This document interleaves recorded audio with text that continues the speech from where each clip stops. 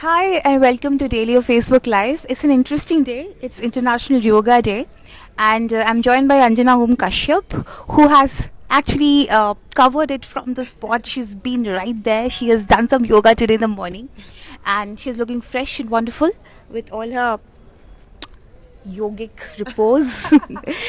So it's not just the whole of India, and in fact, not just whole of India, the whole world has celebrated. Over 200 countries have actually warmed up to yoga now.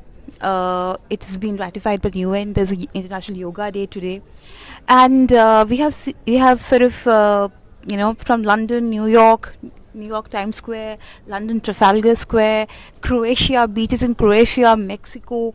We have yoga being performed on this INS Vikramaditya, which is the aircraft carrier that India has. What I'm looking forward to is, are you going to claim that it's because of India that it's being celebrated world over? I am actually waiting for you. No. So what are we saying? Are we saying India is the epicenter and from here it's vibrating to the world? Or are we saying that over a period of time, India has proved to attract people in a certain way? People have turned towards yoga also because there's this mystery and aura that's created around yoga in India for peace and salvation. So I think that way, yeah, interesting. But I'm not so sure if you want to actually claim that everything is ours and we have done it, because it's actually spread over a lot of years and over a period of time, spread over. No, because it became the whole thing it became a hashtag. It became a trend only after Prime Minister Narendra Modi came and sort of turned it into a bigger deal than it already was. It was of course been part of India for so long. It was appropriated by the West. In the West studios of New York and London always had Bikram Yoga was very popular in New York, and now we have sort of reclaimed it, as it were, and ये अभी तो इतना बड़ा सा trend हो गया है. That's a very interesting point you make. Reclaimed it or actually just made a symbol out of it? That's the question actually. Have we reclaimed it actually or have we made a symbol out of it? Symbol out of it would mean कि हमने उसको ऐसे मंच पे किया और वैसे किया और वहाँ पे इतने लोग आए. Guinness book of world record में बाबा रामदेव भी बैठ गए अहमदाबाद में. गुजरात में चुनाव है, उस पर नहीं जाएंगे, नहीं तो भटक जाएंगे. But over a period of time हाँ जाएंगे. बट सी सो अल्टीमेटली क्या हमने बनाया? हमने सिंबल बनाया, सिंबल लगा लिया अपने माथे पे ऐसे सजा लिया, या हमने उसको actually over a period of time reclaim कर लिया? ये 3 साल में रिक्लेम कर लिया. ये that is a very interesting point. What do you think? नहीं, ये आपके लिए, मतलब I am suppose to only ask the questions. जो मुझे अगर जो कहना है वो बाद में कहेंगे. But you know what, I am really interested in how Mr. Modi has been part of actually turning yoga into a symbol of Indian cultural export. I mean, India का जो soft power हम कहते हैं, हमारा इस life का caption भी है कि soft power और pure politics. तो ये soft power पे आप जरा बताइए कि Mr. Modi का कितना contribution है इसको बनाने में. Because ये idea जो है soft power, ये शशि थरूर का काफ़ी मतलब he has a lot of big contribution in coining this term. And the UP era में हम बहुत देखते थे कि इंडिया का soft power है, इंडिया का this cultural thing of थोड़ा हम वो नहीं करेंगे, militarily नहीं करेंगे. Tharoor had no idea of what this was going to evolve into. So giving any credit to Shashi Tharoor from any angle is something was soft power, yeah. But you know what, how this is moving ahead, you have to give this much credit to this government. I was at Connaught Place today, and the kind of event organization that was happening there is not child's play. I think if the government is able to organize such events on such a huge scale, I saw foreigners coming in and clicking pictures and totally mesmerized. Wow, they're all doing yoga. There was so much of discipline and there was so much of complete, I don't know how to put it, but there was such uniformity that you saw in the entire event that it was actually very, very interesting, and a complete thrilled to watch actually, because you had CISF Jawans, BSF Jawans, and in the end they were all up in the air screaming and happy about how it went.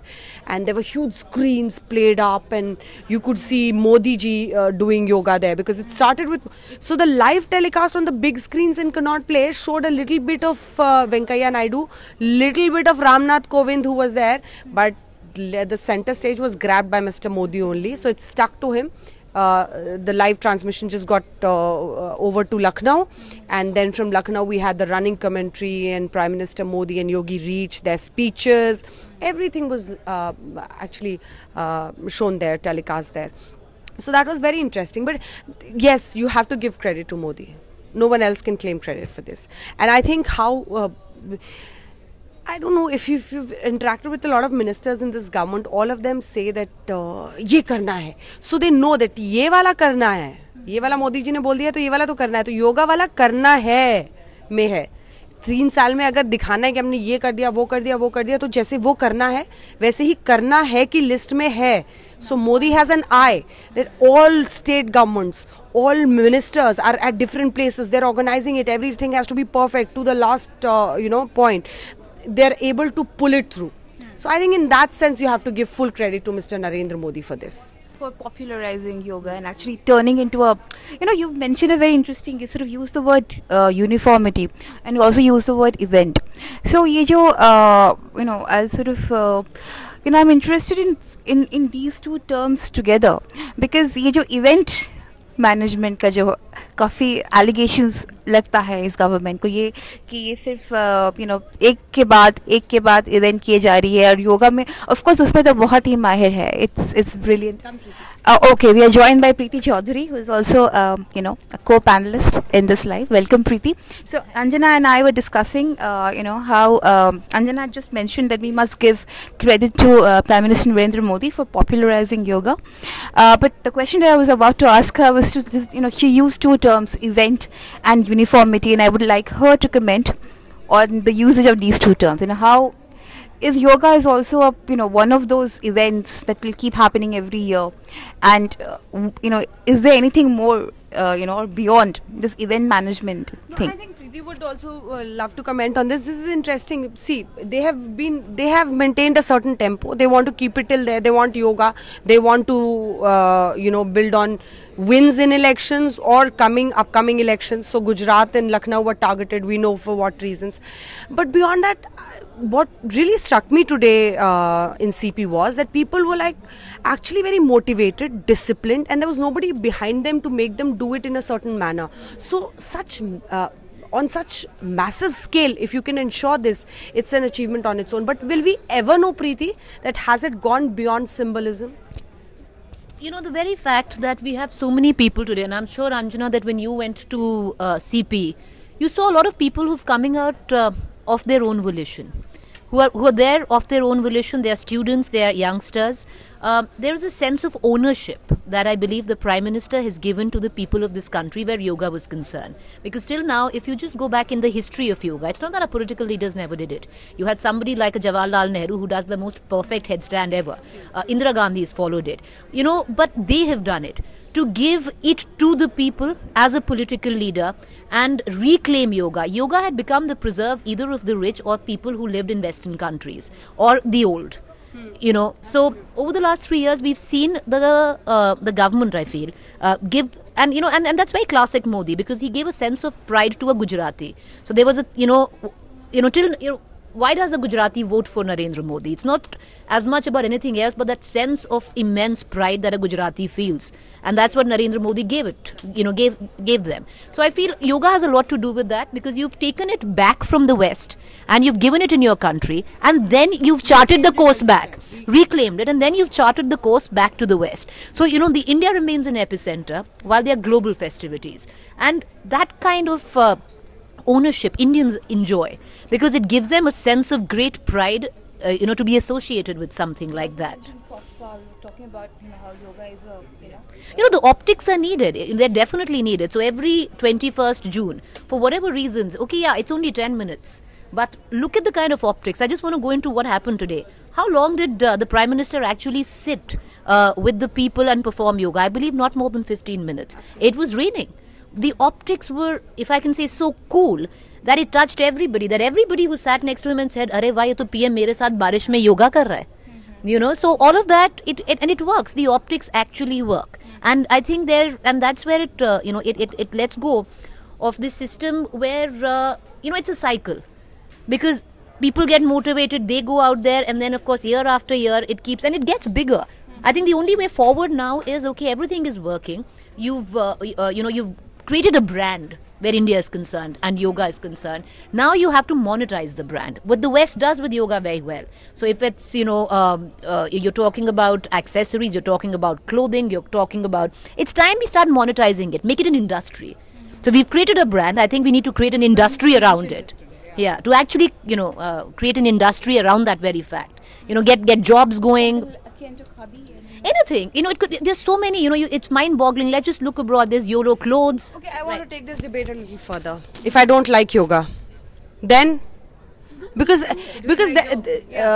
I know I'm doing a job because this debate has to go beyond this. So what I'm trying to hint at is that is there a subtle position where everyone in the country is now supposed to forcibly like yoga?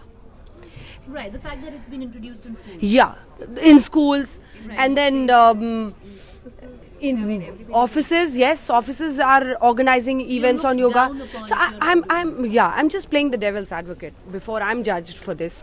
But is there this stress now on people that you have to like yoga? This is Indian. This is your give back to the country and things like that. Is this thing in the air? Yeah. Well, okay, as long as it's, Yeah, exactly. as long as it's considered Indian and you don't get religion in it. So when we get into that space, now there's a space which was created just about a few months ago, and Anjana, you would have hosted many debates on that. You created a space where you actually said, okay, let's give, for an example of a Surya Namaskar, which was actually linked to, agar aap Surya Namaskar karenge to aapka dharm badal jayega. So when you get religion into something like that, that's when things go out of hand. So, and that is when you get into, am I being forced to follow something? When you keep the identity to just Indian, it's not so bad. Ultimately, it's good for health, right? So if somebody is advocating yoga, great. If it's being advocated yoga, if yoga is actually being advocated in school, personally, and that's my personal opinion, I think it's a fabulous thing. I'd rather do yoga than I was told to do PT, so why not? I would think, why not, if it is good. There would be some other Preetis who would like to do PT instead of yoga. I think options should be given. That's the beauty of a democracy. So you keep it to Indian, you don't make it communal. And you keep it to a point where you make it optional. Yes. You can't enforce. I think, that's why we are a democracy. And I hope you can't enforce anything, leave alone yoga. But is there this subtle, why don't you speak on it? Is there this subtle thing in the air? How many if you do a little survey here, how many of the people here sitting on this floor actually do yoga in life? And how many people actually take out time or do, then again, you might actually meet a lot of people who do it. Also, it's sort of an aspirational patriotism, because I think that, this imposition, or not even imposition, the whole sort of marketing of yoga as something that, that is a sort of a portal towards achieving the perfect Indianness of 21st century. That aspirational patriotism often forces a lot of people, or co-opts a lot of people into doing something that they would have otherwise not considered. I mean, there are all kinds of the emphasis has been shifted from physical activity or physical wellness to yoga per se, which I play the devil's advocate and I ask her whatever concern she's raising, is she unnecessarily seeing too much into this? No, because that's also a point. Yeah, absolutely. No, but some people are like, anything happens. You over-intellectualize something and you beat it to death. They want to do this. They're bringing this with this intention. Tomorrow they will do this. Day after Right. they will do that, and then maybe next month they'll bring this. True. So you tend to intellectualize things, but let's just go beyond that. With what you were saying, come again. What was your question on this? Whether it's sort of it's the shift from physical wellness to yoga per se, and turning yoga into something of sort of an aspirational patriotism. This is only form of patriotism that will So yoga is right now, now there's always been a herd mentality where this country is concerned. At a time where gyms were cool, 80% of us didn't want to go to gyms, but we ended up at gyms. So I'm very sure that right now, even today, if you have to mark Yoga Day, I'd believe there'd be a population that just goes sign up for a yoga class and actually not follow it through. So yeah, but that happens everywhere. But but what's the big deal, right? You want to do it, it works out for you, it works out for you, it doesn't work out for you, you do something else, yeah. You know, go do Pilate, go climb a mountain, right? If that's what works for you. If it works for me, it works for me. That sounds so nice, climb the mountain. Okay, no, now I sort of come to a slightly more, difficult questions, which is that, around the marketing of yoga, if I can come back to that term, has been around wellness and health. I mean, the Prime Minister used these two terms together today even in his speech. However, what we see, there's a disconnect when it comes to what the Ayush Ministry wants to project. The booklet is coming out of the ministry, even the Ministry of Health and Family Welfare. It is sort of linked Aadhaar to tuberculosis patients, and it is sort of therefore blocked access for tuberculosis patients. That most of the tuberculosis patients happen to be very poor. They come from poor backgrounds, and you have increasingly, you also have recommendations such as pregnant women shouldn't have meat. Meat is an important source of protein.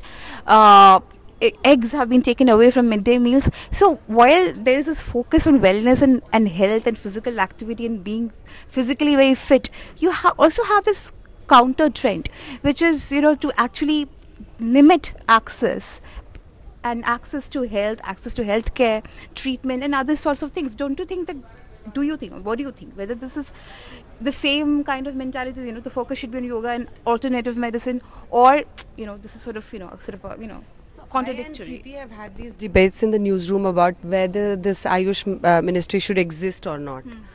But that's another story. I think this is absolute crap when they come to advising mothers on what they should eat, how much sex they should have or not have, or what is the kind of meat they should eat or not eat meat, stay vegetarian. I think this is absolute crap, and the government has no business getting into this.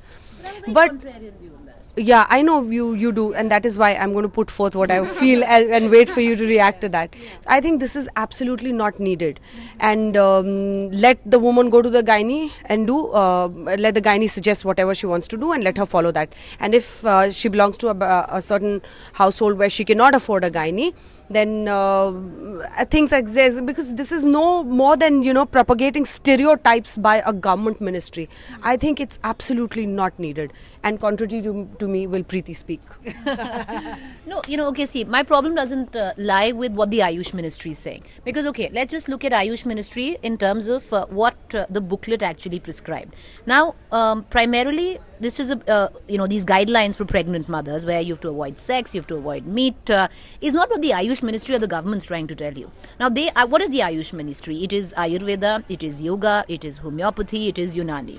My problem is, why does this ministry exist in the first place? That is what you have to contend. But having said that, now there is a ministry whose whole job is only to go back and look at Ayurveda and yoga and go back and see, okay, what are the tenets of Ayurveda and yoga? And when you go down to the tenets, and I would think any Ayurveda or naturopathy practitioner, which entails this ministry, right, would tell you exactly what this booklet says. That a pregnant woman should avoid sex, should avoid meat, should be in calming area, whatever, so on.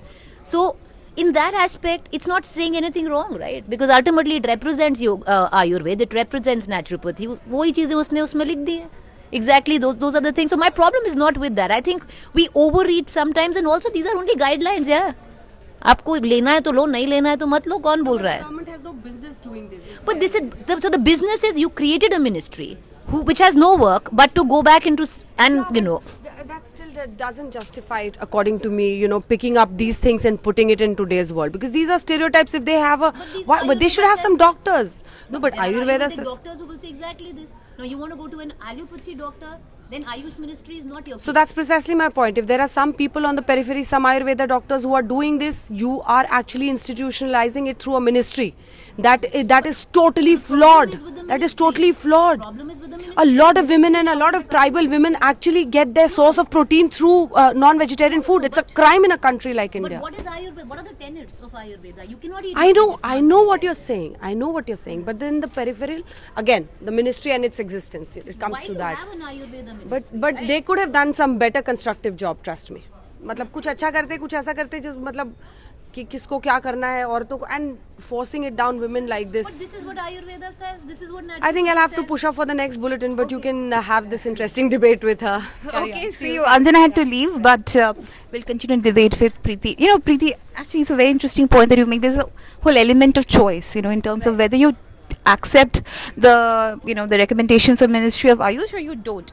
But not everybody is actually aware of the fact that there is a choice, because there is a whole lot of class issue when it comes to who actually takes to or appreciates naturopathy or homeopathy or Ayurveda, and who doesn't. So for example, just the way you suggested that if you do not want to do yoga, go to a Pilates class. And once again, who goes to a Pilates class? So there is a major class disconnect when it comes to who falls for these propaganda or these stereotypes or these suggestions from the ministry, which are highly contested, which do not have enough peer-reviewed publications, in peer-reviewed journals, and journals that actually publish such booklets are not really up to the mark, on wouldn't have as many backers in the international stage.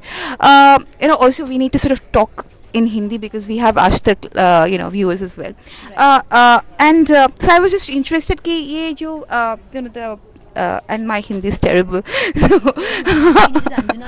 we needed an Anjana here. We are missing her terribly. Yeah. No, but this is complete disconnect between the what the government is actually trying to project, or who will pick up those messages. There are those who can disconnect and decode the messages and sort of disentangle the ones that are not worthy of emulating from the ones that are really awesome. But there are most who will not. We see so much of social media propaganda, and there is so much going on in the social media about what this government is up to and not. So it's sort of it becomes difficult to disentangle what's worthy and what's not. So how would you any comments on that? See, with what you just said. Okay, now if I limit myself and just talk about the topic that we're talking about, which is what the Ayush Ministry said, and you use that as an example, be a little myopic on that, not on a larger, because yes, I differ, because on a larger scale I have a different point of view, but let's talk about this. And if you're going to get into a class difference, then one has to say that jin logo, that the class that you're actually talking about, who's going to easily buy into the propaganda, if there is at all one, that class will not pick up that booklet in any case. They don't have the time. And go to Pilates or not go to Pilates, that class is neither doing yoga nor doing Pilates. They have enough hard work that they do that they don't quite really need to exercise, or they have or stress that they can't really deal with. They need to go and address it somewhere. So when I'm talking about a class issue, well, no. And where Ayush Ministry's booklet is concerned, if the media hadn't picked it up, it would not have come out. These are recommendations. These booklets fly thick and fast everywhere. There's so much which goes down on that. So but contrary, now when you open up the landscape of information, and you talk about what flies on social media, you talk about other situations, right? Then and the WhatsApp rumors, and you never know. And today that's the sad part, because people like us also get fooled into fake news. We literally the other day we carried a news piece. We actually carried a news piece which ultimately turned out to be fake. So so on a larger scale, yes, if I'm not talking about the government here, but if there is propaganda-driven stories, propaganda-driven plants from either side of the divide, then it could be easily bought, and it is, because we can well imagine on what we are seeing right now, the kind of, the atmosphere today. Let's just, sometimes you're even scared of putting out a story on, say, cows and buffaloes, because you don't know what the ramifications of that could be. What will fly in, say, Una, or say one small town in Uttar Pradesh. You just have no idea how this one news would be interpreted and presented on social media. You don't know what goes down. So there I tend to agree with you. Okay, Preeti, we have a reader's question. Vimlendu Jha is he's asking, several kids who did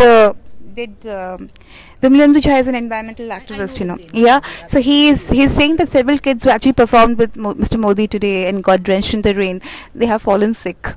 So it was, and he's calling it an irresponsible photo op. What do you have to say to it?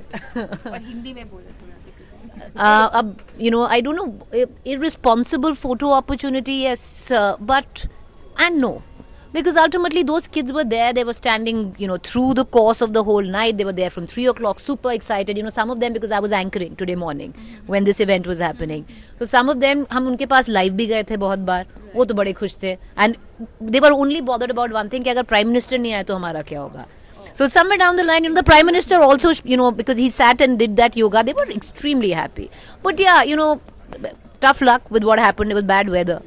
But if you look at it only in that aspect, yeah, it's not such a bad thing. But when you again on a larger aspect where you're talking about the political point that was made with Lucknow and then choosing Gujarat, now that's a different story. Now that's a different story. Absolutely. Another interesting point that sort of again a highly political point, which will be that there are some farmers, quite a few farmers who did Shavasana, and of course this whole farmers issue, and the way the farm loan waivers are sort of presented as something that is fiscal, this example of absolute fiscal callousness. On the other hand, you have corporate loan waivers, which are sort of presented as, great fiscal prudence. You have this great disconnect. And once again, I'll come back to this whole idea of who needs yoga, and as a nation, if we need yoga as a unifier, do you think that, it's sort of enough to address the deep grievances that are there, the great fractures that are sort of, right now, sort of really bothering the nation and literally pulling it apart? We have sectarian forces, we have cow lynchings and cow rakshaks going wild, and at the same time you have, there are many, even in this, probably in this newsroom, there are many who do not see yoga as a purely Indian a sort of an activity. They associated to a particular yes, which is Hinduism. Yeah. So the thing is, because then there's an om attached to it, changes the very right. Even if you take away the chanting and all that, just the physical aspect of it, and the association. Actually, funnily, in the West, the association is not, it's an exoticized thing, right? It doesn't really have to do with anybody learning Hinduism.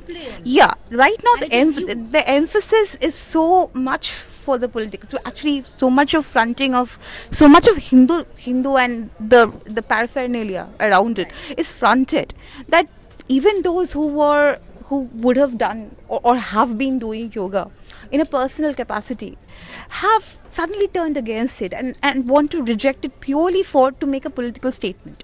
Right. So there is this great discomfort among many who see this as an imposition, top-down imposition, and they do not like the fact that there is no choice, and there is, if you want to be included, if you want to be part of the conversation, you have to either, post a picture of you doing yoga on Instagram, or, and even in Bollywood, the Bollywood actors are constantly, sort of letting people into the studios and, sort of taking pictures of themselves in various yogic poses and sort of, getting kudos or not.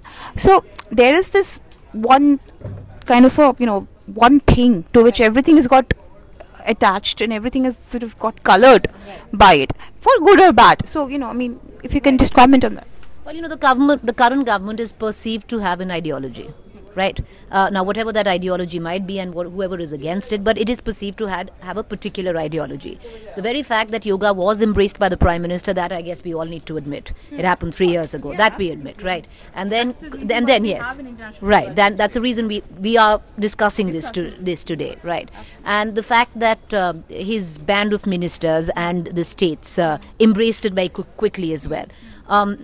Now, there is a perception already that goes against, the party, because there are ideological differences, clearly, where there is a section which calls the BJP communal, with so many instances that have happened that hasn't quite helped the BJP, with the kind of cow lynching, the lynching episodes where the cow vigilantism that we have seen, you can't really call it cow vigilantism because there's nothing vigilante about it, but and with at least what perceives to be not enough done by the respective state governments, which mostly seem to be BJP governments, there's that ideology gets bolstered. So you're already living in this kind of an atmosphere, and then ultimately something like this comes about. Because ultimately, I don't think yoga should fall into the domain of politics. It should be above politics, but our politicians don't quite help it. So you have a certain, Exactly, it was yeah, kind of, it was yes. an exotic.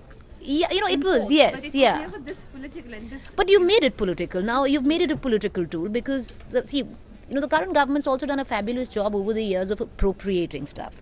So they've actually, they've actually appropriated the legacy of the Congress in so many ways. Even if you look at Sardar and you look at, with so much else that what do you do, right? And on the other hand, that now they've done the same thing with yoga. So, but yes, coming back to it, They have weaponized yoga in a way of, sort of no, it's not, but they're not the only ones to blame, I feel. Okay, fine. At one level, you've had a certain section from this government that have, that clearly has saffron leanings, that have used yoga as something which belongs to them and is not for all. Right. So maybe they've tried to use it as a tool of alienation. That could be an objective there. But now the other side of the ideology has only bolstered this. Right, so because politics has been played, let's just look at what happened today. Nitish Kumar turned out and said, these are all theatrics, this is all politicization. Bihar will not be a part of it. Right, so, ultimately you've fed, you're feeding the fire somewhere, you're feeding this divide. And by constantly going back and forth. Okay, but is there a way of not politicizing yoga? Because say you don't play into the government's hands and you sort of, say, okay, fine, we're going to participate wholeheartedly. Yeah. Arvind Kejriwal walked in and said that sabko yoga, like Arvind Kejriwal. So then it happened, right, with what you're saying. Because how do you rise above that? Right. And how do you rise above that with grace when you're talking about something which is actually good? Because you want to keep out of the politics. So you don't want to get into the rhetoric created by some sections of the government or associated with the government. You don't want to get into the rhetoric which is the opposition. So I think somebody who should be appreciated today was the Delhi Chief Minister, because I would reckon he's the only Chief Minister from across the country who doesn't belong, to the governing, to the central government party, which is the BJP, and actually came out and said that yoga sabko karna chahiye, bahut achhi cheez hai. He actually sat down with Venkaiah Naidu, with Meenakshi Lekhi, and practiced yoga. And that's exactly the place where the argument that you and I are having can get stemmed. Because then there's nothing beyond that, no? Okay. Yeah, and coming back to the point that with which you sort of made a wonderful entry, which was to sort of a lot of people who tend to over intellectualize some standard practices, and they don't remain standard practices anymore. They become something more than that. And there is many people say, and even columnists on DailyO has said, that there is a very strong left wing bias against everything connected to religion, whether it has any positive or negative, whether you can reappropriate it and sort of use it and sort of reinsert it in your life. There is no re-examination of things attached to religion, but there's a sort of wholesale bias against everything connected to traditional. Do you think that is also fed into this atmosphere of there's this great divide that yoga has created among a lot of people, especially among the sort of the commentariat and within the media? This is either or kind of a thing. Like for somebody like me, and I think this conversation is exactly like that I don't belong to an either or nor. So it's very difficult to find where you belong, because you actually belong nowhere. Right. And that's the sad part, because either of the sides don't want you. So in most arguments that I have with, like, say, an Anjana or a Gaurav, sometimes I'm arguing for Gaurav, and then the other side say I'm arguing for somebody else who's on the other side, right? So it's very difficult to toe the middle line. So if you say anything, what would be the middle line? For example, if I criticize the Prime Minister or the BJP, doesn't make me a fan of Rahul Gandhi, right? I could still not like Rahul Gandhi, or still have issues with the way Congress governed the country. I could still have strong reservations with the kind of policies that they followed, especially electoral policies, right? But if I even criticize the government, at least this is in public space I have seen, and we've seen that on social media. I'm sure your comments are going to be extremely polarized here, right? So what happens is that you're already assumed to, if you oppose one, then you're with the other. You might not want to be with the other, and you might despise them even more than the first. But so where is that space? There is no middle ground anymore.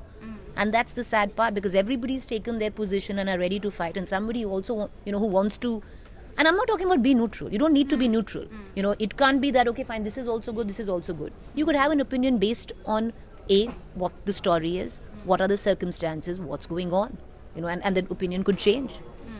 You would be. So, I mean, if I read it correctly, this is not about fence sitting. This is about taking a nuanced opinion every time for every, every occasion, and you have to You're reiterate. forced to take sides. You're You're forced to take sides. I want like either you're forced to take sides, or you're obliged to defend a particular ideology, even if you don't agree with that ideology.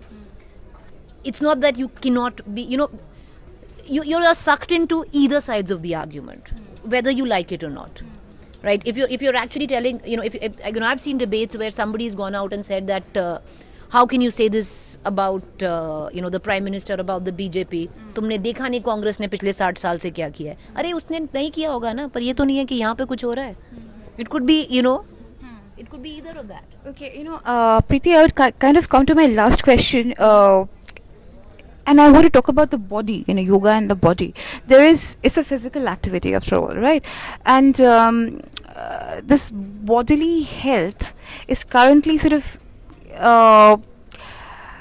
I don't know if you've been following the Aadhaar debate, and there was this argument in the Supreme Court that sort of Mukul Rohatgi, the Attorney General, former Attorney General, he said citizens do not have ultimate autonomy over their bodies, right over their bodies. I'm very concerned, and if this argument can be stretched to sort of make citizens do a mass drill such as yoga. I mean, today yoga is voluntary. What if it becomes compulsory tomorrow and then everybody must do yoga and something like that?